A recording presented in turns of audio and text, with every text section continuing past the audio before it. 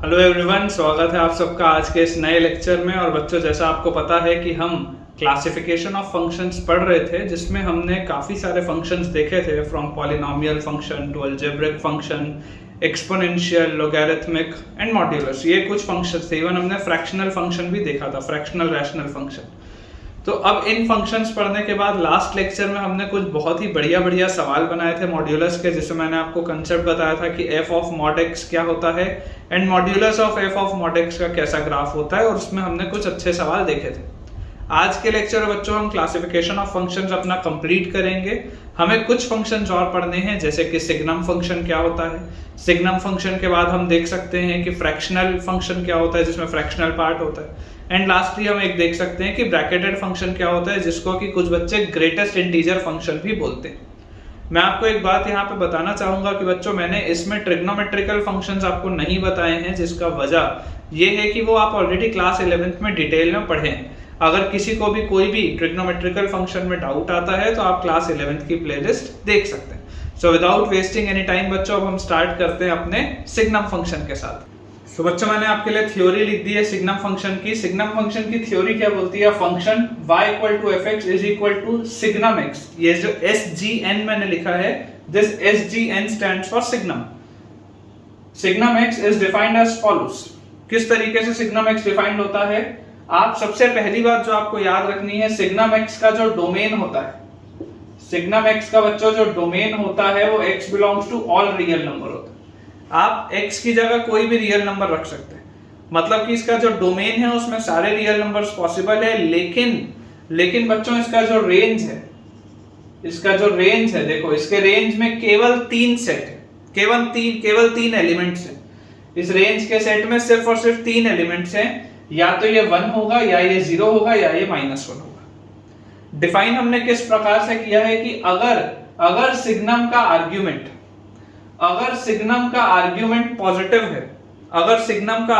Positive है, तो answer हमेशा 1 आएगा। अगर सिग्नम का आर्ग्यूमेंट 0 के बराबर है तो आंसर हमेशा 0 आएगा, और अगर सिग्नम का आर्ग्यूमेंट नेगेटिव है तो आंसर हमेशा -1 आएगा। दोबारा रिपीट कर देते हैं। अगर सिग्नम का आर्ग्यूमेंट पॉजिटिव है तो 1, 0 है तो 0, नेगेटिव है तो -1। एकदम सिंपल सी बात। इस तरीके से तो आपको याद रखना ही रखना है, लेकिन इसके अलावा हम सिग्नम को और कैसे देख सकते हैं? It is also written as signum x = mod x by x और x by mod x। एक ही बात है। आप mod x by x बोलो या x by mod x बोलो, बात एक ही है। कुछ बच्चों को डाउट आ रहा होगा कि सर बात एक ही कैसे है?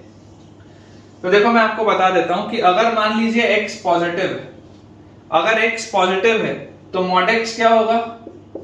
mod x के बराबर खुलेगा, और अगर mod x और x दोनों बराबर होंगे तो सिग्नम की वैल्यू क्या आ जाएगी? 1। सिग्नम की वैल्यू 1 आ जाएगी। और आप देख लीजिए, x पॉजिटिव होने पर सिग्नम क्या होता था? 1 होता था। x by mod x भी अगर आप लिखोगे तब भी वही बात आएगी। इसमें ये जो मैंने लिखा है, this is only true for all x belonging to real numbers except 0 के अलावा। 0 वाले केस में तो आंसर 0 आता है, लेकिन 0 के अलावा अगर आप और कोई भी x लेते हैं, अगर आप बच्चों 0 के अलावा और कोई भी x लेते हैं रियल नंबर्स में से, तो आप उसको mod x by x या x by mod x बोल सकते हैं। आंसर आपका सेम आएगा। बाकी अगर मुझे सिर्फ ये भी याद है तो मेरा काम चल जाएगा। एंड लास्ट में एक बहुत ही इंपॉर्टेंट बेटा, मैंने इसके लिए आपका नोट पॉइंट लिखा है। नोट पॉइंट ये बोलता है कि सिग्नम ऑफ सिग्नम x जो होता है वो सिग्नम x के ही बराबर होता है।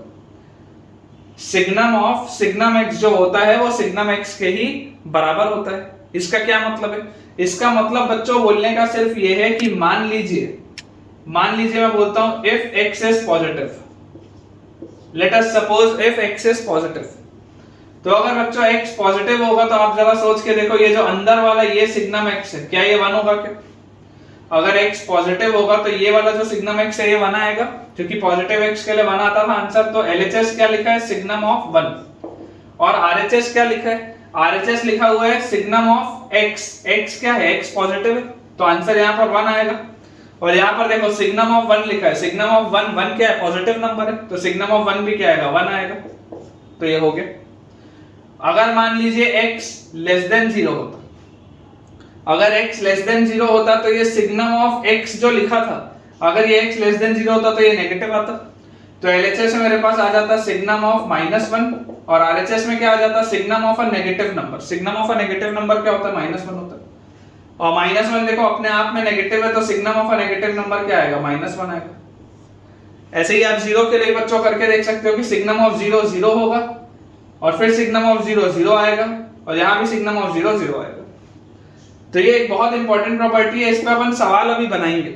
सिग्नम पे हम बच्चों सवाल बनाएंगे। एक बार अभी हम फंक्शंस एटलीस्ट पहले अपना खत्म कर लें, जो क्लासिफिकेशन ऑफ फंक्शंस है, फिर हम सवालों की तरफ आगे बढ़ेंगे और कम से कम 1-2 लेक्चर हम ऐसे लेंगे जिसमें सिर्फ क्वेश्चंस ही हो। तो ये हमारे पास आ जाएगा। अब इसके बाद बच्चों मैं आपको इसका एक ग्राफ बता देता हूं कि सिग्नम का ग्राफ किस तरीके का होता है।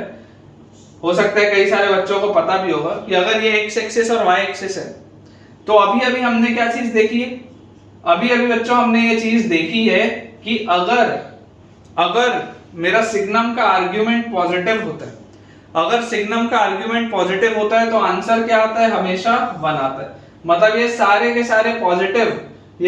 सारे पॉजिटिव वैल्यूज ऑफ x के लिए सिग्नम का आंसर क्या आएगा बच्चों, 1 आएगा। This is y equal to 1। अच्छा, जब सिग्नम की आर्ग्यूमेंट 0 होगा, मतलब जब आप x इक्वल टू 0 डालेंगे तो आंसर क्या आएगा, 0 आएगा। जब आप 0 डालेंगे तो आंसर क्या आएगा, 0 आएगा। इसका मतलब अगर यहां पर आंसर 0 आ रहा है तो ये वाला क्या होगा, ये ओपन होगा। यहां पर ये ओपन होगा क्योंकि जब आप x 0 रखेंगे तो आंसर 1 नहीं मिलेगा, आंसर आपको 0 मिलेगा। और जब आप नेगेटिव x रखेंगे तो नेगेटिव आप x बेटा जब रखेंगे तो आंसर हमेशा आपको क्या मिलेगा, आपको हमेशा आंसर -1 मिलेगा। नेगेटिव x रखने पर बच्चों आपको आंसर हमेशा क्या मिलेगा, -1 मिलेगा। तो ये मेरा x एक्सिस है, ये y एक्सिस है, ये y इक्वल टू 1 है और ये वाली बच्चों जो लाइन है this is y equal to -1। तो for all the negative values of x मेरे सिग्नम की वैल्यू -1 आती है, 0 के लिए 0 आती है और पॉजिटिव के लिए +1 आती है। अगर आप चाहें तो मैं इसमें आपको एक आध एग्जांपल या 1-2 एग्जांपल लेके बता देता हूं ताकि आपकी अंडरस्टैंडिंग थोड़ी सी इसमें क्लियर हो जाए। आप समझिए, अगर मान लीजिए मेरे पास signum of e rays to the power x बोला जा रहा है, मान लीजिए अगर मेरे पास signum of e rays to the power x बोला जा रहा है, तो signum of e rays to the power x की वैल्यू क्या आ जाएगी, it will be equal to 1 always, क्योंकि e rays to the power x तो हमेशा ही पॉजिटिव होता है, याद करो। e rays to the power x की रेंज क्या होती है, हमेशा पॉजिटिव होती है, तो signum of e rays to the power x will be 1। वैसे ही मान लो अगर मैंने लिख लिया signum of x square plus x plus 1, x square plus x plus 1। अब x square plus x plus 1 क्या है बच्चों, क्वाड्रेटिक है। और अगर आप देखेंगे तो इस क्वाड्रेटिक का डिस्क्रिमिनेंट क्या है, इसका डिस्क्रिमिनेंट 0 से छोटा है और इसका लीडिंग कोएफिशिएंट पॉजिटिव है। मतलब मैं ये बोल सकता हूं that this quadratic will be always positive. याद करिए, आपने क्वाड्रेटिक का ग्राफ पढ़ा है, इसका ग्राफ कुछ ऐसा आएगा, it will be always positive, always above the x axis. तो अगर ये हमेशा पॉजिटिव है तो इसका भी आंसर क्या आएगा, 1 आएगा। आई होप बच्चों आपको सिग्नम फंक्शन पूरा अच्छे से क्लियर होगा।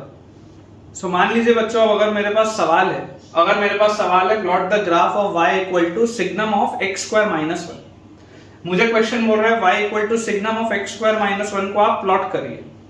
तो आप यहाँ पर बच्चों ध्यान से देखिए कि अगर आपके पास ये फंक्शन दिया हुआ है तो हमें तो हमेशा ये बात पता है कि सिग्नम के आगे चाहे आर्गुमेंट कुछ भी लिखा हो, सिग्नम के आगे चाहे आपके पास आर्गुमेंट बच्चों कुछ भी लिखा हो, सिग्नम केवल 3 वैल्यूज ले सकता है। सिग्नम जो है वो केवल 3 वैल्यूज ले सकता है। फाइनल आंसर सिर्फ 3 ही हो सकते हैं, या तो 1 होगा या 0 होगा या -1 होगा। ये आंसर 1 कब होगा, ये आंसर 1 होगा जब अंदर वाला आर्गुमेंट पॉजिटिव होगा। मतलब मैं बोल सकता हूं 1 आंसर तब आएगा जब x square minus 1 will be positive. Answer 0 कब आएगा बच्चों, जब x square minus 1 will be equal to 0। और आंसर -1 कब आएगा बच्चों, जब x square minus 1 will be negative. अब अगर x स्क्वायर माइनस 1 पॉजिटिव है तो this implies x minus 1 into x plus 1 will be positive. अगर हम नंबर लाइन बनाए तो -1 +1 पॉजिटिव नेगेटिव पॉजिटिव। पॉजिटिव का आंसर बोलना है तो x बिलोंग्स टू -इंफिनिटी से -1 यूनियन 1 से इंफिनिटी, क्या आ जाएगा। सिमिलरली x स्क्वायर माइनस 1 0 कब आएगा बच्चों, जब x की वैल्यू 1 होगी या -1 होगी। और x स्क्वायर माइनस 1 नेगेटिव कब होगा, जब x minus 1 into x plus 1 negative होगा। और आप देख ही सकते हैं पॉजिटिव के लिए अगर ये आंसर आया था तो पूरा नंबर लाइन बनाने की जरूरत नहीं है। अगर पॉजिटिव वाले के लिए आंसर आया था तो नेगेटिव वाले के लिए क्या आंसर आएगा, -1 से 1। ठीक है, x बिलोंग्स टू -1 से 1। तो रेंज मुझे मिल गया 1 है, 0 है और -1 है, और डोमेन मुझे मिल गया कि कहां से कहां तक क्या है। तो इसका अपन ग्राफ बना लेते हैं बेटा। देखिए ये अपन ने बना लिया y एक्सिस और x एक्सिस। अब यहां पर आप देखिए क्रिटिकल पॉइंट्स आपके पास क्या है, क्रिटिकल पॉइंट्स आपके पास है -1 एंड 1, -1 एंड 1। तो x की वैल्यू -1 पर ये ग्राफ 0 हो रहा है, x की वैल्यू 1 पर भी ये ग्राफ 0 हो रहा है। ठीक है, इसके बाद अगर x माइनस इंफिनिटी से -1 है, अगर x माइनस इंफिनिटी से -1 है और 1 से इंफिनिटी है, तो मेरा आंसर हमेशा क्या होता है, 1 होता है। My answer is 1 when x is from -infinity to -1 and from 1 to infinity, and from 1 to infinity। -Infinity से लेकर के -1 तक बच्चों हमारे पास जो x है, -इंफिनिटी से -1 तक हमारे पास जो आंसर है वो हमेशा 1 है। 1 से इंफिनिटी में भी हमारे पास जो आंसर है वो हमेशा 1 है। -1 से 1 के बीच में, -1 से 1 के बीच में बच्चों हमारे पास जो आंसर है वो क्या है, -1 से 1 के बीच में हमारे पास जो आंसर है इट इज ऑलवेज -1। देख लीजिए, इट इज ऑलवेज -1। तो ये जो है ये y -1 के बराबर है, ये जो है ये y 1 के बराबर है। ठीक है, और इस तरीके से आपका ये ग्राफ बन जाएगा। -1 पे और 1 पे डिसकंटिन्यूटी आ रही है। क्यों डिसकंटिन्यूअस और कंटिन्यूअस हम पढ़ेंगे भी, लेकिन आप मोटे तौर पे समझने के लिए बच्चा ऐसा समझ सकते हैं कि अगर आपने एक बार पेन चलाना चालू किया तो ये पेन उठना नहीं चाहिए। आप यहां से चलाते चलाते आए तो देखो यहां उठ गया, क्यों, क्योंकि उठ के मुझे यहां आना पड़ा।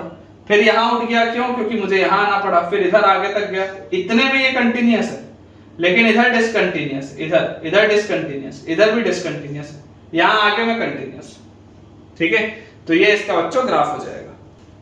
तो बच्चों देखिए अब एक बहुत ही बढ़िया एक कंसेप्चुअल हमारे पास सवाल है जिसमें सिग्नम फंक्शन का भी कंसेप्ट आएगा, जिसमें क्वाड्रेटिक का भी कंसेप्ट आएगा और जिसमें कंटिन्यूअस या कंटिन्यूटी का भी कंसेप्ट आने वाला है। सवाल आपको बोलता है if y equal to signum of x² plus ax plus 1 is a continuous function या is continuous for all x belonging to real number, find a। सवाल आपको बोलता है कि अगर ये हमेशा कंटिन्यूअस है तो क्या a होगा, अगर ये हमेशा कंटिन्यूअस है। अब बच्चों मैंने अभी अभी आपको बताया कि सिग्नम फंक्शन एक क्या होता है, सिग्नम फंक्शन एक डिसकंटिन्यूअस फंक्शन होता है। डिसकंटिन्यूअस बोलने का भाव क्या है मैं आपको देखो ब्रीफली एक्सप्लेन कर देता हूं कि अगर मेरे पास सिग्नम x का मुझे ग्राफ बनाना है तो नेगेटिव के लिए -1 होता है, 0 पे 0 होता है, पॉजिटिव के लिए +1 होता है। पॉजिटिव के लिए +1 होता है, नेगेटिव के लिए -1 होता है और 0 पर 0 होता है। ये सिग्नम x का ग्राफ है। अब अगर मैं आपको ये समझाना चाहूं कि देखिए जब तक मेरा पेन यहां से चल रहा था और यहां तक जब तक मैं नहीं पहुंचा तब तक ये हमेशा क्या था, तब तक ये हमेशा कंटिन्यूअस था। ये 0 वाले पर आके डिसकंटिन्यूटी आ गई, क्यों, क्योंकि मेरे को यहां से पेन उठा के इधर रखना पड़ा 0 में और फिर 0 से उठा के ऊपर रखना पड़ा और फिर आगे में कंटिन्यूअसली चलाता गया। तो ये यहां पर ये मेरा फंक्शन कंटिन्यूअसली चल रहा है, यहां पर भी मेरा फंक्शन ये कंटिन्यूअसली चल रहा है, लेकिन 0 पे क्या हुआ, 0 पे मेरे को उठाना पड़ेगा, 0 पर मेरे को उठाना पड़ेगा। अब ये कंसेप्ट है कंटिन्यूटी का कि कहीं पर भी ब्रेक नहीं आना चाहिए, लाइन से चलना चाहिए। मुझे बोला जा रहा है y is equal to signum of x² plus ax plus 1 is continuous for all x belonging to real number। अगर ये हमेशा कंटिन्यूअस है तो a क्या होगा। तो बच्चों समझने वाली बात ये है कि ये जो x² plus ax plus 1 लिखा है, क्या ये एक क्वाड्रेटिक लिखा है? और अगर बच्चों ये हमेशा एक क्वाड्रेटिक लिखा हुआ है तो आप सोच के मुझे बताइए ध्यान से कि या तो मेरे पास क्या क्या ऑप्शंस मैं आपको बता रहा हूं। ये क्वाड्रेटिक अगर हमेशा पॉजिटिव हुआ, सोच के देखिए, ये क्वाड्रेटिक अगर हमेशा पॉजिटिव हुआ तो अगर ये अंदर वाली चीज हमेशा पॉजिटिव आएगी तो इसका आंसर 1 आ जाएगा, एक कंटिन्यूअस लाइन आ जाएगी, इधर की दुनिया से कोई फर्क ही नहीं पड़ेगा। अगर ये अंदर वाली चीज हमेशा पॉजिटिव है तो आंसर मेरा हमेशा 1 आ जाएगा, it will be a continuous line, y equal to 1 आ जाएगा। अगर मेरा क्वाड्रेटिक इक्वल टू 0 हुआ, अगर मेरा क्वाड्रेटिक इक्वल टू 0 हुआ तो ये बहुत ऑब्वियस सी बात है कि ये जो क्वाड्रेटिक का कर्व होता है, देखिए ध्यान से, x स्क्वायर का कोफिशिएंट पॉजिटिव है तो माउथ ओपनिंग अपवर्ड्स पैराबोला बनेगा। और अगर ये माउथ ओपनिंग अपवर्ड्स पैराबोला बनने वाला है तो इस क्वाड्रेटिक के कर्व में अगर ये ग्रेटर देन 0 था तब तो ये x एक्सिस के हमेशा ही ऊपर होता, तो कोई प्रॉब्लम नहीं थी। लेकिन अगर बच्चों ये इक्वल टू 0 हो रहा है, इसका मतलब ये बात 100% श्योर है कि ये x एक्सिस को काटेगा। और अगर ये बात x एक्सिस को, अगर ये ग्राफ आपका x एक्सिस को काटने वाला है तो ये बात बिल्कुल सही है कि कहीं ना कहीं पर 0 आएगा और ये ग्राफ कहीं ना कहीं पर नेगेटिव वैल्यूज भी लेगा। क्योंकि अगर ये ग्राफ ऐसे उतरते उतरते उतरते उतरते x एक्सिस के नीचे उतर गया तो जब घूम के उतरेगा तो 2 रूट्स तो आ जाएंगे, लेकिन इतनी सारी जगहों पर ये क्या होगा, नेगेटिव होगा। इतनी सारी जगहों पर ये क्या होगा, नेगेटिव होगा। मुझे इसी चीज से तो बचना है, क्योंकि अगर मैंने एक बार भी बोल दिया कि ये मेरा ग्राफ पॉजिटिव भी हो रहा है, ये मेरा ग्राफ 0 भी हो रहा है, ये मेरा ग्राफ नेगेटिव भी हो रहा है, अगर मैंने ऐसा बोल दिया तो मेरा सिग्नल डिसकंटिन्यूअस हो जाएगा, क्योंकि कभी कभी 1 मिलेगा, कभी कभी 0 मिलेगा, कभी कभी -1 मिलेगा, डिसकंटिन्यूअस हो जाएगा। तो कंटिन्यूटी मेंटेन करने के लिए मुझे क्या करना पड़ेगा, मुझे ये बोलना पड़ेगा कि ये ग्राफ हमेशा पॉजिटिव है। दोबारा बोल रहा हूं, देखो मैंने ग्रेटर देन 0 के लिए बताया, इक्वल टू 0 के लिए बताया, लेस देन 0 मैं इसलिए नहीं बता रहा हूं क्योंकि ये x स्क्वायर का कोफिशिएंट पॉजिटिव है। अगर आपको 11th की क्वाड्रेटिक आती है तो आपको पता है कि लेस देन 0 ये नहीं हो सकता, ऑलवेज लेस देन 0 नहीं हो सकता। कुछ वैल्यूज के लिए लेस देन 0 हो सकता है, लेकिन बनेगा तो माउथ ओपनिंग अपवर्ड्स पैराबोला ही है। मतलब ये पॉजिटिव वैल्यूज तो लेगा ही लेगा, भले कुछ नेगेटिव वैल्यूज ले ले, वो बात अलग है। इसलिए मैंने बोला बच्चों कि अगर मान लो मैं इसको हमेशा पॉजिटिव मानता हूं, अगर मान लो बच्चों मैं इसको हमेशा पॉजिटिव मानता हूं, तो हमेशा पॉजिटिव मानने पर इसका डिस्क्रिमिनेंट क्या होगा, 0 से छोटा। अगर मैं इसको हमेशा पॉजिटिव मानता हूं तो इसका डिस्क्रिमिनेंट क्या होगा, 0 से छोटा। और अगर बच्चों इसका डिस्क्रिमिनेंट 0 से छोटा होगा और अगर ये अंदर वाली चीज हमेशा पॉजिटिव होगी तो क्या मेरा आंसर हमेशा 1 आ जाएगा। और अगर मेरा आंसर हमेशा ही 1 आ जाएगा, इसका मतलब कि मेरा ग्राफ कुछ किस तरीके का हो जाएगा। अगर बेटा मेरा आंसर हमेशा ही 1 आ जाएगा तो मेरा ग्राफ ऐसा हो जाएगा, कुछ ऐसा, एक स्ट्रेट लाइन आ जाएगी इस तरीके से, तो ये कंटीन्यूअस फंक्शन हो जाएगा।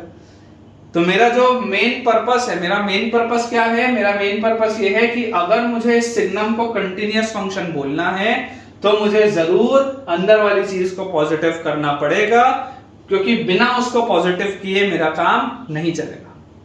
तो अगर मैं इसको पॉजिटिव बोल देता हूं तो इसका डिस्क्रिमिनेंट लेस देन 0 होगा, इसका डिस्क्रिमिनेंट होगा b square minus 4ac should be less than 0, मतलब a square minus 4 should be less than 0, a minus 2 into a plus 2 should be less than 0। Number line बनाएंगे, -2 +2 positive negative positive less than 0 बोला जा रहा है, तो a belongs to -2 से 2, a belongs to -2 से 2। तो इसका मतलब ये है कि अगर आप -2 से 2 के बीच में कोई भी वैल्यू ले लें a की, तो ये सिग्नम फंक्शन हमेशा 1 आंसर देगा, which is a continuous function। सो बच्चों सिग्नम फंक्शन के बाद अब हमें पढ़ना है ग्रेटेस्ट इंटीजर फंक्शन, जिसको कि और हम स्टेप अप फंक्शन भी बोलते हैं। ग्रेटेस्ट इंटीजर फंक्शन या स्टेप अप फंक्शन, हम ये दोनों ही इसे बोल सकते हैं। आपने कई बार हो सकता है पेपर में ऐसे वाले सवाल भी दिखे होंगे जहां पर इस तरीके से एक ब्रैकेटेड x लिखा होता है, ब्रैकेटेड फंक्शन भी इसको बोलते हैं, bracketed x function. So the function y equal to fx is called is equal to greatest integer function is called the greatest integer function, where this bracketed x denotes the greatest integer less than or equal to x. This is called the greatest integer less than or equal to x. तो greatest integer less than or equal to x बोलने का क्या मतलब है?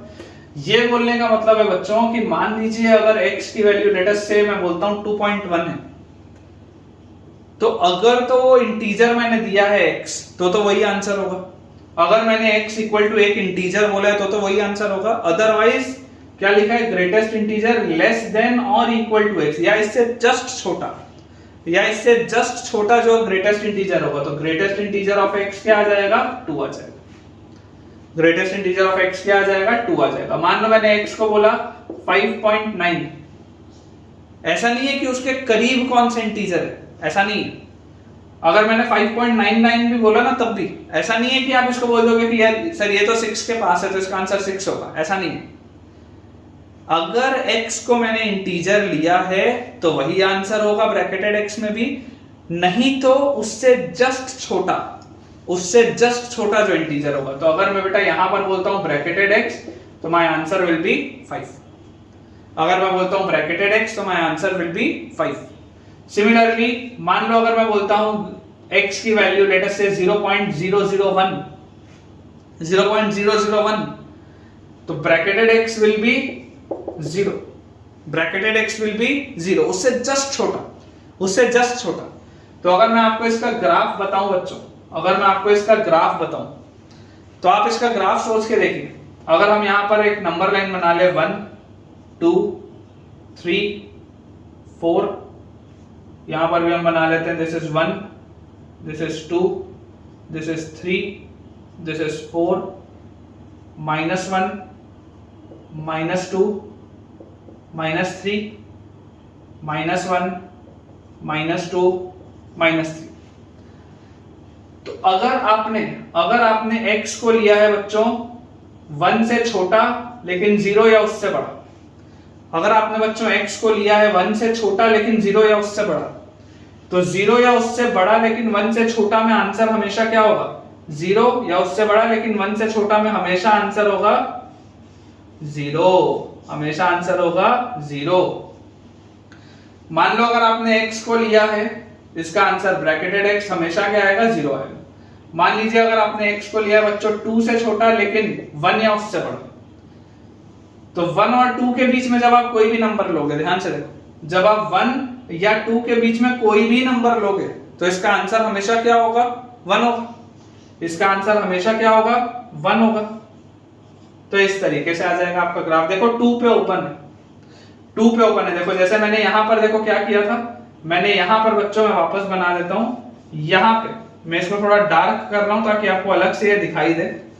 यहां पर मैंने देखो 1 में ओपन रखा था, क्यों? क्योंकि जब आप x 1 रखोगे तो आंसर 0 नहीं आएगा, तब वो ऊपर आ जाएगा, इसलिए यहां पे मैंने ओपन रखा था। वैसे ही यहां पर 2 देखो, जब आप x की जगह 2 रखोगे तो आंसर 1 नहीं आएगा, वो यहां आ जाएगा, और 2 से 3 में ये आंसर होगा, 3 से 4 में ये आंसर होगा। ठीक है ना? ये एक एक देखो करके आप ऐसे स्टेप बढ़ते जा रहे हो, एक एक देखो करके आप स्टेप इंक्रीज करते जा रहे हो। वैसे ही अगर मैं इस साइड देखूं, अगर मैं इस साइड देखूं तो देखो सोच के देखो, अगर आपने x को 0 से छोटा लिया है लेकिन -1 या उससे बढ़ा दिया, जस्ट पहले वाला जो इंटीजर है वो आपका आंसर होगा। तो यहां से देखो, अगर आपने यहां पर ये देखा है कि ये -1 से 0 के बीच में, तो -1 से 0 वाले सारे नंबर्स का आंसर क्या होगा? -1 होगा। -1 से 0 वाले सारे आंसर्स का मतलब क्या होगा? आंसर -1 होगा। क्यों -1 होगा? क्योंकि देख लो, आप अगर x को -1 रखोगे तो -1 आएगा, लेकिन अगर आपने x को 0 रखा तो आंसर -1 ना आके 0 पे चला गया। वैसे ही अगर -2 से आप -1 बच्चों लोगे तो आपके पास ऐसे बनेगा कि अगर आप x को -2 लोगे तो आंसर -2 ही है, लेकिन अगर आप आगे बढ़ गए और आपने अगर x को -1 रख दिया तो आंसर आपको -1 मिल गया, -2 नहीं मिला। ये एक एक करके आप देख सकते हैं, ऐसे लैडर के स्टेप्स बने हुए या एक स्टेयर्स जैसी बनी हुई, सीढ़ियों जैसा बना हुआ है, इसलिए बोला जाता है इट इज का स्टेप अप फंक्शन। एक एक स्टेप आप ऊपर जाते जा रहे हैं। अगर आप चाहें तो आप इसे जरूर एक बार डेस्मॉस में प्लॉट करके देखिएगा, या आप गूगल में इसको सर्च भी करके देखिएगा कि ग्रेटेस्ट इंटीजर फंक्शन का ग्राफ कैसा दिखता है। आपको एक बहुत बेहतर इसमें अंडरस्टैंडिंग आ पाएगी। अब अगर हम बच्चों बात करें कि इसका डोमेन और रेंज, तो ग्रेटेस्ट इंटीजर फंक्शन का डोमेन और रेंज अगर बच्चों मुझे देखना होगा तो मेरे पास देखो डोमेन तो मैं कुछ भी x रख सकता हूं, मैं x को कोई भी रियल नंबर रख सकता हूं, उसमें कोई प्रॉब्लम नहीं, मेरी जो मर्जी मैं वो रख सकता हूं, क्योंकि ये हर जगह डिफाइंड है, -∞ से +∞ तक हर जगह डिफाइंड है, कोई प्रॉब्लम नहीं। लेकिन अगर मैं रेंज की बात करूं तो आप देख सकते हैं कि रेंज हमेशा क्या आ रहा है? एक इंटीजर आ रहा है। रेंज हमेशा ही क्या आ रहा है बच्चों? एक इंटीजर आ रहा है। तो ग्रेटेस्ट इंटीजर फंक्शन का आंसर हमेशा एक इंटीजर ही होगा। आपका जो रेंज आएगा उसमें इंटीग्रल वैल्यूज ही होंगी। कभी भी फ्रैक्शनल वैल्यूज या डेसिमल वैल्यूज होना पॉसिबल ही नहीं है, क्योंकि ये पूरा का पूरा देख लो इंटीजर्स ही है, ये इंटीजर्स ही है। 1 से 2 में कुछ भी रखोगे आंसर 1 आएगा, आप 2 से 3 में कुछ भी रखोगे आंसर 2 आएगा, आप 3 से 4 में कुछ भी रखोगे आंसर 3 आएगा। तो your range will always B an integral value, but domain आप उसमें कुछ भी रख सकते हैं। तो बच्चों सबसे पहले हमारे पास एक छोटा सा सवाल लिखा हुआ है ब्रैकेटेड एक्स पे, और उसके बाद फिर कुछ प्रॉपर्टीज के पॉइंट लिखे हुए हैं। सवाल बोलते हैं find the domain and range of y equal to fx is equal to 1 by bracketed x। अभी अभी मैंने ब्रैकेटेड x पढ़ा था, अब मुझे बोला जा रहा है 1 बाय ब्रैकेटेड x के लिए बताओ। तो अगर मुझे इससे डोमेन पूछा जा रहा है बेटा, डोमेन, तो डोमेन में मुझे क्या चीज पता है, मुझे ये चीज पता है कि कभी भी डिनोमिनेटर में 0 नहीं आना चाहिए। ये ब्रैकेटेड x जो है वो कभी भी 0 नहीं होना चाहिए, बाकी तो जो भी होगा चलेगा। ब्रैकेटेड x कभी भी 0 नहीं होना चाहिए। तो आप जरा सोच के देखो ब्रैकेटेड x 0 होता कब है? ब्रैकेटेड x बच्चों 0 होता है क्लोज ब्रैकेट 0 से ओपन ब्रैकेट 1 तक। सोच के देखो, x belongs to close bracket 0 से ओपन ब्रैकेट 1 तक। जो आपका ब्रैकेटेड x होता है वो क्या होता है? हमेशा 0 होता है, क्योंकि अगर x की वैल्यू 0 होगी तो 0 हो जाएगा, 0 से बड़ा कुछ भी लोगे तो 0 हो जाएगा, 1 से छोटा कुछ भी लोगे 0 हो जाएगा, लेकिन 1 के बराबर जाओगे तो 1 आ जाएगा। तो ये सही लिखा है। तो x जो है वो इसमें नहीं होना चाहिए। इसका मतलब कि मैं बोल सकता हूं x belongs to minus infinity से ओपन ब्रैकेट 0 तक आप जाओ, यूनियन क्लोज ब्रैकेट 1 से आप इंफिनिटी तक जाओ। बीच का क्लोज ब्रैकेट 0 से ओपन ब्रैकेट 1 आपको छोड़ना पड़ेगा। ये हो गया इसका डोमेन। और अगर हम बच्चों इसके रेंज की बात करें, तो आप जरा सोच के देखिए इसका रेंज क्या आएगा। रेंज अगर हम बेटा इसका बोलें तो आपको एक बात समझनी पड़ेगी कि ये ब्रैकेटेड x तो हमेशा ही एक इंटीजर होता है। ब्रैकेटेड x जो होता है वो तो हमेशा ही एक इंटीजर होता है। तो मेरा जो आंसर मिलेगा वो हमेशा किसी 1 by n के फॉर्म का मिलेगा, 1 by n के फॉर्म का मिलेगा, such that n belongs to an integer। और मुझे एक चीज बोलनी पड़ेगी कि n is not equal to 0। और मुझे इसमें बच्चों एक चीज बोलनी पड़ेगी that n is not equal to 0। ये n कभी भी 0 नहीं हो सकता। मतलब इसका आंसर किस तरीके का आना चाहिए समझो आप। इसका आंसर बच्चों आना चाहिए, मैं यहाँ लिख देता हूँ। मान लो अगर ब्रैकेटेड x 1 होगा तो 1 by 1, 1 by 2, 1 by 3, 1 by 4, 1 by 5 इस तरीके के आंसर आएंगे। 1 by 0 कभी नहीं आएगा। तो इसका answer will always be in the form 1 by n where n belongs to an integer and n is not equal to 0। क्योंकि मैंने यही वाला तो पार्ट हटाया है। अगर मैंने ये वाला पार्ट हटाया तो बताइए कभी भी 0 कैसे आ सकता है? ठीक है, तो ये हो गया 1 by ब्रैकेटेड x का डोमेन और रेंज। अब हम कुछ इंपॉर्टेंट बच्चों प्रॉपर्टीज देखते हैं। इंपॉर्टेंट प्रॉपर्टीज में हमारे पास लिखा हुआ है कि जो x होता है, x जो होता है वो ब्रैकेटेड x से हमेशा बड़ा होता है या उसके बराबर हो सकता है, लेकिन 1 प्लस ब्रैकेटेड x से हमेशा छोटा होता है। बहुत ऑब्वियस सी बात है। मान लो अगर आपने x को 2.1 बोला, मान लीजिए अगर आपने x को बच्चों 2.1 बोला, तो ये जो ब्रैकेटेड x होगा, ब्रैकेटेड x क्या हो जाएगा? 2 हो जाएगा, जो हमेशा ही 2.1 से तो छोटा है। और ब्रैकेटेड x +1 अगर मैं करूंगा तो 2 + 1 3 हो जाएगा। किसी भी नंबर के लिए आप ले लो, कोई भी आप डेसिमल नंबर ले लो। मान लो आपने ले लिया 3.7, तो 3.7 का ब्रैकेटेड x क्या हो जाएगा? 3 हो जाएगा। ये 3.7 से इधर बड़ा है। और 1 प्लस ब्रैकेटेड x क्या हो जाएगा? 4 हो जाएगा। इसी के तो बीच में लाई करेगा ना यार हमेशा। बहुत ऑब्वियस सी बात। और मान लो बच्चों अगर आप बोलते हो कि सर आप ऐसा करो एक इंटीजर लेके बताओ, आप सर ऐसा करो कि एक इंटीजर लेके तो बताओ, तो मान लो आप x की वैल्यू 2 ले लेते हो। अगर आप बच्चों x की वैल्यू 2 ले लोगे तो ब्रैकेटेड x 2, x भी 2 है और ये इससे छोटा है 3 से छोटा है, कोई दिक्कत नहीं है भाई। यहाँ पर तो देखो मैंने इक्वालिटी लगाई है ना, इक्वालिटी मैंने यहाँ नहीं लगाई, तो ये जो बात लिखी है वो बिल्कुल सही है। ये प्रॉपर्टी हमें पता हो तो बहुत अच्छी बात है, बहुत इंपॉर्टेंट नहीं है लेकिन पता हो तो अच्छी बात है। अगली प्रॉपर्टी है कि ब्रैकेटेड x जो होता है वो हमेशा x - 1 से बड़ा होता है लेकिन less than equal to x होता है। तो आप देखिए ये वाला जो हिस्सा लिखा है, ये वाला हिस्सा तो देखो सेम ही लिखा है, ब्रैकेटेड x हमेशा less than equal to x होता है। देखो ब्रैकेटेड x हमेशा less than equal to x होता है, ये तो सेम ही लिखा है। तो मुझे बस अब ये वाली चीज देखनी है कि क्या ब्रैकेटेड x हमेशा x - 1 से बड़ा होता है क्या? क्या ब्रैकेटेड x हमेशा x माइनस 1 से बड़ा होता है क्या? तो आप देख लीजिए, अगर आप x की वैल्यू बच्चों 2.9 डालते हैं, अगर आप x की वैल्यू बच्चों 2.9 डालते हैं तो 2.9 का ब्रैकेटेड x क्या होगा? 2 होगा, और 2.9 माइनस 1 कितना होगा? 1.9 होगा।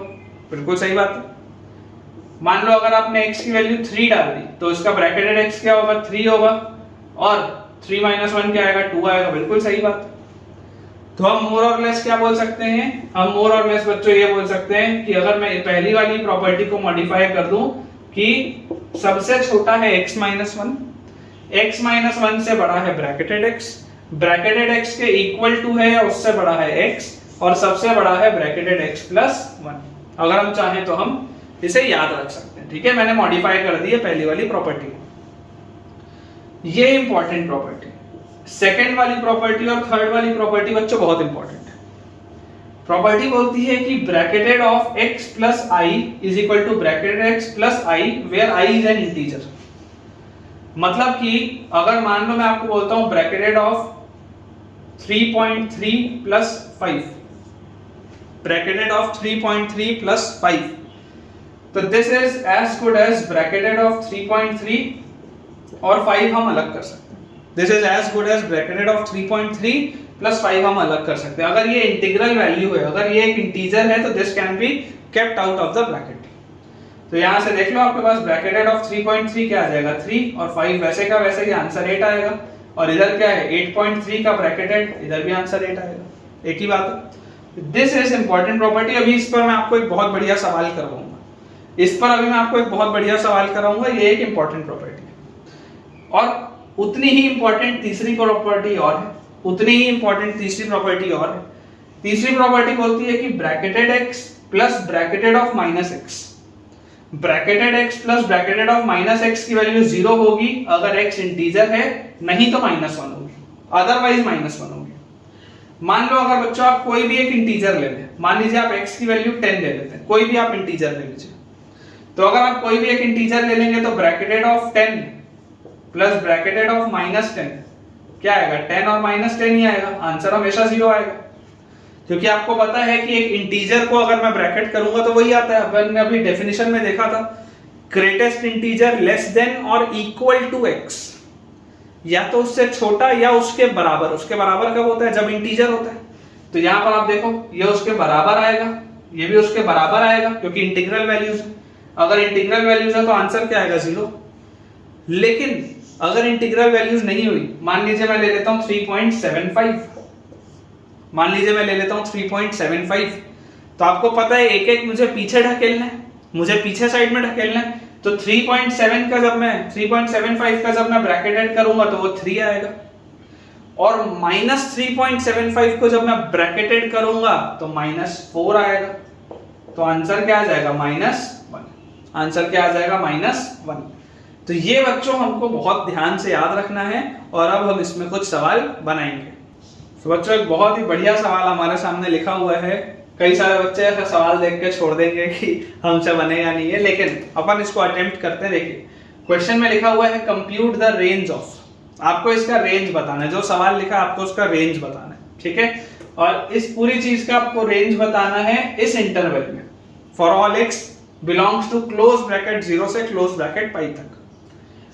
अब आपको बच्चों जो सबसे पहले इसमें बात समझनी है कि क्योंकि ये सारे के सारे ब्रैकेटेड x लिखे हुए हैं, इसका मतलब ये सब अलग अलग इंटीजर्स होंगे।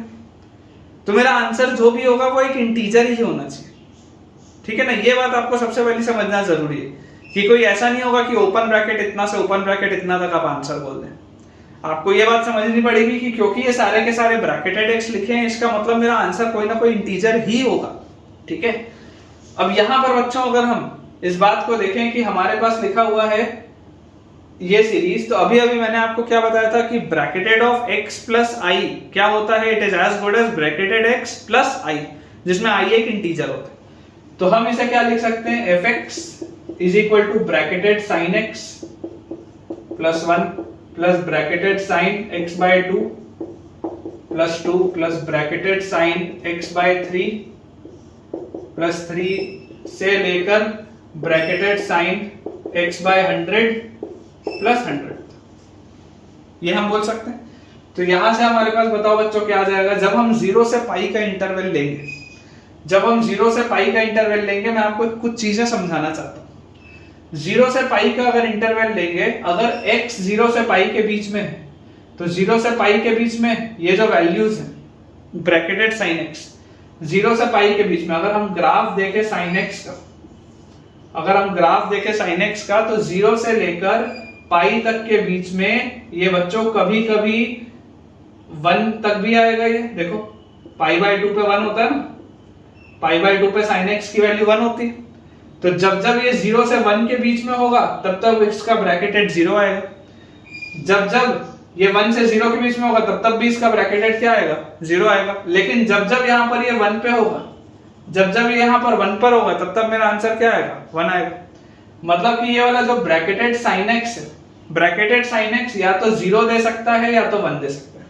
अभी मैं आपको बताऊंगा, चीजें मैं आपको बताऊंगा, पर ये बात हमको समझ में आती है कि यार ये 0 से पाई के बीच में कई बार 0 आंसर देगा, लेकिन हाँ कभी कभी 1 भी दे सकता है। अगर x की वैल्यू पाई बाय 2 हो गई तो 1 भी दे सकता है, कोई दिक्कत की बात नहीं। उसके बाद जैसे ये bracketed sign of x by 2 है, तो साइन ऑफ x बाय 2 अगर हम लेंगे तो 0 से पाई के बीच में, तो ये 0 से पाई के बीच में अगर था x, तो x बाय 2 कहां से कहां जाएगा, 0 से पाई बाय 2 में। अगर x बच्चों 0 से पाई के बीच में था तो x बाय 2 कहां आ जाएगा, x बाय 2 आ जाएगा 0 से पाई बाय 2 के बीच में। तो अगेन वही वाली बात हो जाएगी कि क्योंकि दोनों पे क्लोज ब्रैकेट है, तो जब जब जब ये 0 से पाई बाय 2 के बीच में होगा तब तब तो आंसर 0 आएगा। लेकिन अगर ये पाई बाय 2 के बराबर हुआ तो आंसर 1 आ सकता है। ध्यान से सोच के देखो, जब जब ये 0 से पाई बाय 2 के बीच में होगा तब तो मेरा आंसर 0 आएगा हमेशा। लेकिन अगर ये पाई बाय 2 हो गया, अगर x की वैल्यू पाई हो गई और अगर ये x बाय 2 पाई बाय 2 हो गया, तो मेरा आंसर 1 भी आ सकता है ना, मेरा आंसर 1 भी आ सकता है।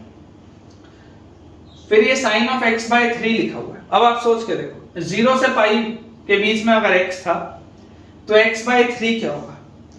अगर 0 से पाई के बीच में x था तो x बाय 3 0 से पाई बाय 3 हो जाएगा, 0 से पाई बाय 3 हो जाएगा। अब आप सोच के देखो बेटा, 0 से पाई बाय 3, पाई बाय 3 यहां पर कहीं पर होगा। पाई बाय 3 की वैल्यू जो भी होगी वो 1 से छोटी होगी। ये साइन ऑफ पाई बाय 3 की वैल्यू जो भी होगी, आपको पता ही है साइन 60 डिग्री रूट 3 बाय 2 होता है, जो भी होगा वो 1 से छोटा ही आएगा। तो अगर बच्चों को 1 से छोटा आएगा, अगर बच्चों को 1 से छोटा आएगा, तो क्या मैं ये बोल सकता हूँ कि ये साइन ऑफ x बाय 3 का ब्रैकेट हमेशा ही 0 आएगा, क्योंकि 0 से पाई बाय 3 के बीच में जो भी साइन की वैल्यू होगी उसका ब्रैकेटेड क्या होगा, हमेशा ही 0 होगा। तो अगर x बाय 3 में 0 आ गया तो सोच के देखो, यहाँ पर जो ब्रैकेटेड x बाय 4 वाला होगा उसमें भी 0 आएगा, ये जो ब्रैकेटेड x बाय 100 वाला होगा इसमें भी 0 आएगा। अगर आपको इस वाले पोर्शन में बच्चों कोई भी डाउट है तो आप जरूर अभी कमेंट कर दीजिए, मुझे बताइए कमेंट्स में, ताकि मैं इसको रिपीट आपको कमेंट्स में अच्छे से समझा पाऊं। और नहीं तो आप इस वीडियो को थोड़ा सा रिफाइन करके देखो, आप इस वीडियो को थोड़ा सा रिफाइन करके देखो, आपको ये चीज बढ़िया से बच्चों समझ में आएगी। तो यहां से मेरे पास it is as good as bracketed sine x, जो कभी 0 कभी 1 हो सकता है, plus bracketed sine x by 2, जो कभी 0 कभी 1 हो सकता है, प्लस 1 2 3 4 से लेकर 100 तक का सम। 1 से लेकर 100 तक का सम हमने बच्चों सीक्वेंस एंड सीरीज में पढ़ा है 50-50 होता है। 1 से लेकर 100 तक का सम बच्चों हमने सीक्वेंस एंड सीरीज में पढ़ा है 50-50 होता है। तो ये मेरा सवाल है, ये जो है इसको मैं कन्वर्ट करके यहाँ पर ले आया हूँ, क्योंकि मुझे ये बात पता है कि ये sin x बाय 3 0 होगा। क्यों 0 होगा? क्योंकि अगर x जो था, अगर x क्लोज ब्रैकेट 0 से पाई में था तो x बाय 3 0 से पाई बाय 3 में होगा, और 0 से पाई बाय 3 में तो जो भी आंसर होगा उसका ब्रैकेटेड हमेशा ही क्या हो जाएगा, 0 हो जाएगा, क्योंकि वो 1 से छोटा होगा और 0 से बड़ा होगा तो उसका ब्रैकेटेड हमेशा 0 हो जाएगा। तो अगर x बाय 3 0 हुआ तो x by 4, x by 5, x by 6, x by 7 से लेकर x बाय 100 तक सब 0 होंगे, सारे ही 0 होंगे, सबका ब्रैकेटेड। अब यहां पर बच्चों मुझे इंटरवल बनाना पड़ेगा, ये 0 से पाई तक है। अब मुझे बस ये देखना पड़ेगा कि कब कब 0 होता है, कब कब वो 1 होता है। ये जो ब्रैकेटेड sin x मैंने लिखा है या 0 या 1, तो वो मुझे अब इंटरवल बनाकर देखना पड़ेगा। तो अगर मान लीजिए मैं सबसे पहले बोलता हूं कि एट x इक्वल टू 0, अगर हम x इक्वल टू 0 की बात करें तो x इक्वल टू 0 में ये क्या हो जाएगा, sin 0 तो 0, sin ऑफ 0 तो 0 और 50-50, तो मेरा आंसर आ जाएगा 5050 x इक्वल टू 0 पे। अब अगर मैं बोलता हूं बच्चों x belongs to open bracket 0 से π/2, क्योंकि π/2 एक क्रिटिकल पॉइंट है, π/2 पे ही तो सारी हरकतें हो रही हैं, तो π/2 एक क्रिटिकल पॉइंट है। अगर मैं ओपन ब्रैकेट 0 से, देखो इक्वालिटी एट 0 मैंने देख लिया, अब मैं ओपन ब्रैकेट 0 से ओपन ब्रैकेट π/2 देख रहा हूं। तो ओपन ब्रैकेट 0 से ओपन ब्रैकेट π/2 में अगर x है तो सोचो 0 से π/2 के बीच में, 0 से π/2 के बीच में इसका ब्रैकेटेड क्या होगा, sin x का 0 होगा। क्यों? क्योंकि π/2 पर 1 हो रहा था ना, π/2 के पहले तक, π/2 देखो ओपन है यहाँ पे, π/2 के पहले तक तो 1 से छोटा होगा, तो इसका ब्रैकेटेड 0। अच्छा x के बाद x/2 कहां से कहां होगा, x/2 होगा 0 से π/4, 0 से π/4 में भी ब्रैकेटेड 0 प्लस 50 50, तो इसका भी आंसर कितना आ गया, 50 50 आ गया। उसके बाद अगर मैं ले लेता हूं x इक्वल टू π/2, अगर हम π/2 पे देखें कि क्या हो रहा है, तो अगर बच्चों हम x इक्वल टू π/2 पे देखेंगे तो साइन ऑफ π/2 1 होता है, 1 का ब्रैकेटेड 1 प्लस π/2 यहां रखूंगा तो साइन ऑफ π/4 आएगा, साइन ऑफ π/4 1 से छोटा होता है, उसका ब्रैकेटेड 0 प्लस 50 50, तो यहां से मेरे पास आ गया 50 51। अब देखो मैंने 0 पे देख लिया, 0 से π/2 पर देख लिया, π/2 पर भी देख लिया। अब मैं बोलता हूं x belongs to open bracket π/2 से open bracket pi, open bracket π/2 से ओपन ब्रैकेट पाई। अगर बच्चों हम ओपन ब्रैकेट π/2 से ओपन ब्रैकेट पाई में देखें तो आप देखिए इस π/2 से पाई के बीच में, इस π/2 से पाई के बीच में sin x का ब्रैकेटेड क्या होगा, π/2 से पाई के बीच में इसके वैल्यूज हमेशा 0 से 1 के बीच में, तो इसका ब्रैकेटेड आएगा 0। अच्छा π/2 से पाई के बीच में sin ऑफ x/2 भी क्या हो जाएगा 0 और प्लस 50 50, तो आंसर इसका अगेन आ गया 50 50। और लास्टली अगर मैं बोलूं एट x इक्वल टू पाई, भाई हमने 0 देख लिया, 0 से π/2 देख लिया, π/2 देख लिया, π/2 से पाई देख लिया, अब लास्ट है पाई, लास्ट है पाई। अगर हम पाई पर देखें तो sin पाई तो 0 होता है, प्लस sin ऑफ π/2 1 होता है, प्लस 50 50, तो मेरा आंसर आ गया 50 51। ये बच्चों मेरे पास आंसर आएंगे, मतलब कि इसका रेंज में केवल 2 एलिमेंट है, इसके रेंज में सिर्फ और सिर्फ 2 एलिमेंट्स हैं, आइदर 50 50 और 50 51। मेरे हिसाब से बच्चों ये सवाल बहुत बढ़िया सवाल है, बहुत बढ़िया से हमने इसमें डिटेल में इंटरवल्स देखे, साइन का ग्राफ देखा, ब्रैकेटेड फंक्शन की प्रॉपर्टीज देखी, ब्रैकेटेड फंक्शन किस तरीके से ओपन करना है वो देखा, सीक्वेंस एंड सीरीज का भी हमने कंसेप्ट लगाया।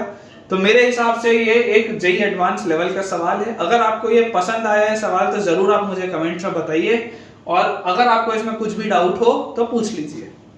तो बच्चों अब ब्रैकेटेड x के बाद जो लास्ट फंक्शन हमारे सामने है that is fractional part function. It is fractional part function, और फ्रैक्शनल पार्ट फंक्शन का जो नोटेशन होता है जैसे उसमें बिग ब्रैकेट थे, इसमें कर्ली ब्रैकेट्स होते हैं, इसमें कर्ली ब्रैकेट्स होते हैं x के सामने।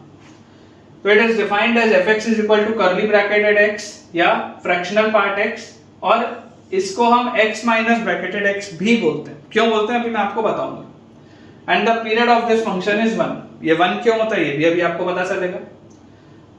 होता क्या है मैं आपको समझाता हूं, जैसे मैं आपको एक एग्जांपल के तौर पे बताऊं कि मान लीजिए x की वैल्यू है 7.9,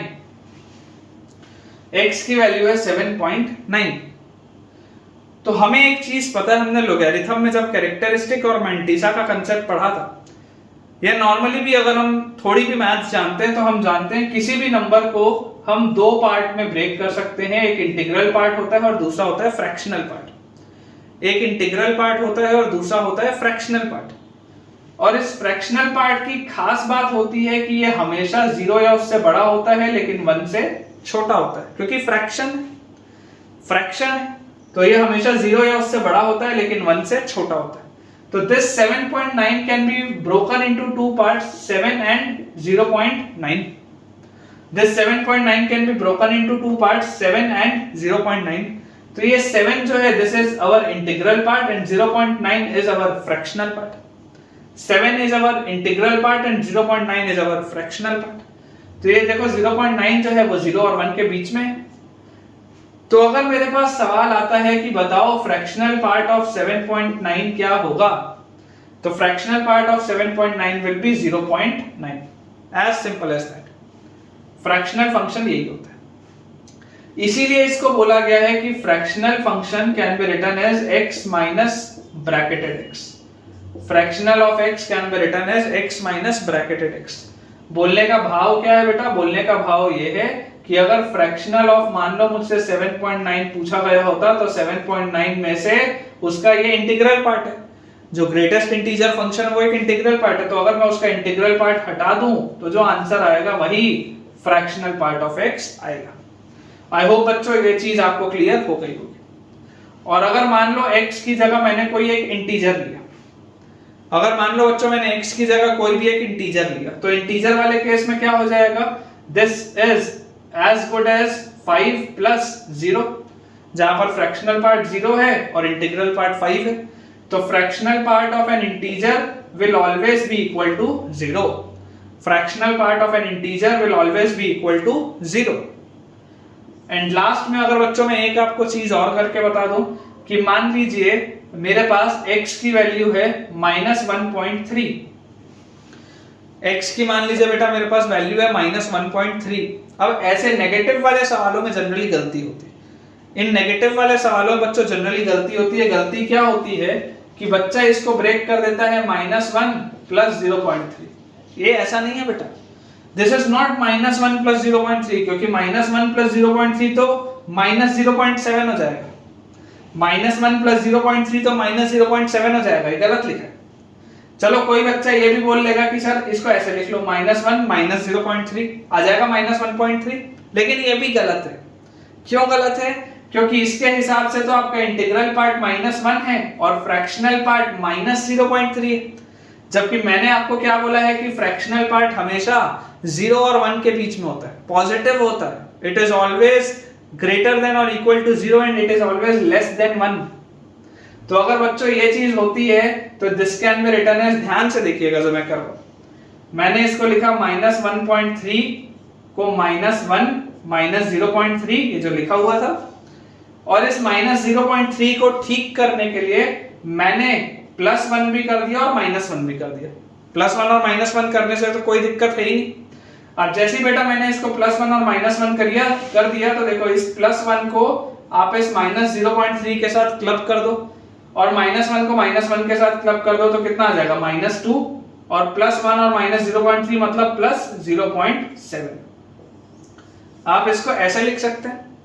अब जैसे ही आप -2 + 0.7 करेंगे तो आंसर तो -1.3 ही आएगा, लेकिन हाँ अब इसमें ये एक इंटीग्रल पार्ट है और इसका ये एक फ्रैक्शनल पार्ट है, क्योंकि इसमें फ्रैक्शनल पार्ट आ गया 0.7, क्योंकि इसमें फ्रैक्शनल पार्ट आ गया 0.7 जो कि 0 और 1 के बीच में।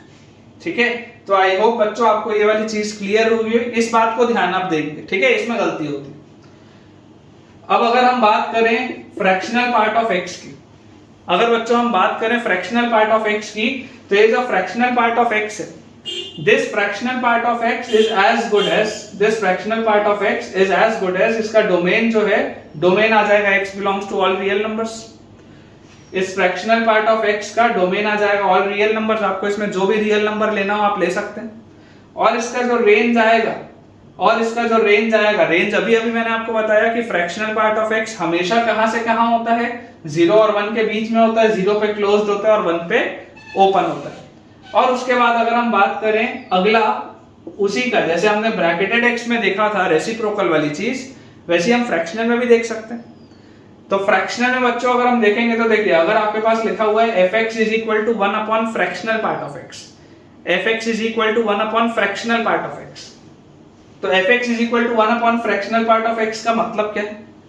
इसका मतलब यह है बेटा कि आप यहां पर कभी भी डिनोमिनेटर में, अगर आपको इसका डोमेन देखना है तो आप यहां पर कभी भी डिनोमिनेटर में एक इंटीजर नहीं रख सकते, क्योंकि मैंने आपको अभी बताया कि एक इंटीजर का जो फ्रैक्शनल पार्ट होता है वो हमेशा 0 होता है। एक इंटीजर का जो फ्रैक्शनल पार्ट होता है वो हमेशा ही 0 होता है। तो अगर यहां पर मैं कभी भी एक इंटीजर रखूंगा तो उसका फ्रैक्शनल पार्ट हमेशा 0 हो जाएगा और डिनोमिनेटर में 0 आ जाएगा, जो कि पॉसिबल नहीं। इसलिए इसका डोमेन क्या है? All real numbers minus all the integers. Real numbers में से आपको सारे के सारे इंटीजर्स हटाने पड़ेंगे, तभी आपका ये सवाल सॉल्व होगा, तभी इसका आपका डोमेन निकलेगा। रेंज की अगर हम बात करें तो रेंज भी आप देखिए क्योंकि आपने डोमेन में हमेशा 0 से 1 ही रखना है, क्योंकि आपके इसमें बेटा ये जो फ्रैक्शनल पार्ट है, फ्रैक्शनल सॉरी 0 से 1 बोल रहा हूं, फ्रैक्शनल पार्ट क्योंकि हमेशा 0 से 1 में ही आएगा, क्योंकि ये हमेशा 0 से 1 में ही आएगा फ्रैक्शनल पार्ट। इंटीजर कभी नहीं रखना, इसलिए मैंने देखो 0 पे ओपन ब्रैकेट रखा है, इक्वालिटी का साइन नहीं लगाया। तो क्योंकि ये हमेशा 0 से 1 के बीच में है, इसलिए जब आप इसका रेसिप्रोकल करेंगे तो आंसर हमेशा क्या आएगा, 1 से इंफिनिटी आएगा। इसका रेंज हमेशा 1 से इंफिनिटी आएगा। भाई अगर फ्रैक्शनल पार्ट x है तो रेंज कभी भी नेगेटिव तो हो ही नहीं सकता, तो 0 से छोटे नंबर तो सारे ही बाहर हो गए। अब 0 और 1 के बीच का अगर मैं कोई भी नंबर यहाँ डिनोमिनेटर में रखूंगा तो 1 अपॉन जब मैं कोई छोटा नंबर रखता हूं तो रेसिप्रोकल होने पे वो बड़ा नंबर हो जाता है। तो 1 अपॉन अगर मैं 0 से 1 रखा हूं तो मेरा आंसर जो भी होगा कभी भी 0 से 1 के बीच में तो आ ही नहीं सकता। क्यों? क्योंकि डिनोमिनेटर में 0 से 1 है, तो आंसर हमेशा ही 1 से बड़ा आएगा। भाई अगर मान लो 1 अपॉन हाफ लिखा हुआ है तो आंसर 2 ही तो आएगा। अगर डिनोमिनेटर में 0 से 1 के बीच में है तो आंसर हमेशा 1 से बड़ा आएगा। ये बात आपने पढ़ी है बेसिक मैथ्स में। तो क्योंकि इसका डिनोमिनेटर में 0 से 1 के बीच में, तो इसका जो फाइनली आंसर आएगा रेंज का वो हमेशा ही 1 से बड़ा होगा। और क्योंकि फ्रैक्शनल पार्ट ऑफ x कभी भी 1 नहीं हो सकता, इसलिए इसका फाइनल आंसर कभी भी 1/1 मतलब नहीं आ सकता। इसलिए देख लो 1 पे हमने ओपन रखा है और इंफिनिटी पे क्लोज्ड। तो आई होप बच्चों आपको ये चीज बढ़िया से समझ में आई होगी। अब मैं आपको इसका ये पीरियड वाली चीज क्या है और इसका ग्राफ कैसा है वो बता देता हूँ। तो बच्चों प्रॉपर्टीज देखने के पहले हम देख लेते हैं कि इसका ग्राफ कैसा है, और ग्राफ के अलावा इसका पीरियड 1 क्यों बोलते हैं। आप इमेजिन करो अगर मैं आपको बोलता हूँ y equal to f x is equal to fractional part of x, मेरे पास ये फंक्शन दिया हुआ है, और अगर मैं आपको ये बोलता हूं कि आप x को अभी लो